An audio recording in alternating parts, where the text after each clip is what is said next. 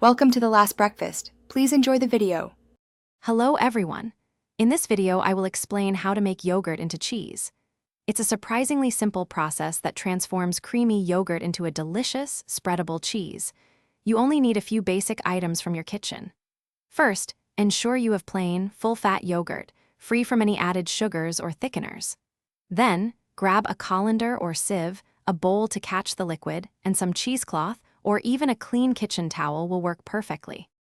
Now, let's set up our straining station. Take your colander or sieve and place it directly over a large bowl.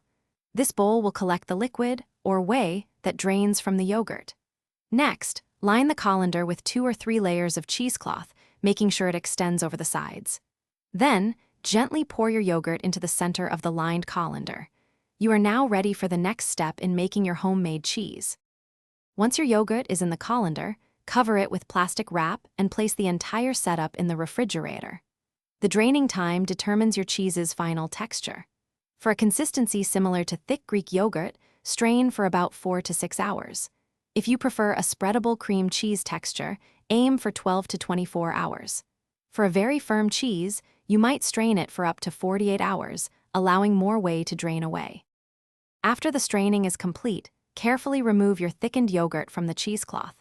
You can now season it to your liking. A pinch of salt and fresh herbs makes a savory spread, or a drizzle of honey creates a sweet treat. Store your delicious homemade yogurt cheese in an airtight container in the refrigerator. It will stay fresh for about 1 to 2 weeks, perfect for spreading on toast, using in dips, or as a healthier cream cheese alternative.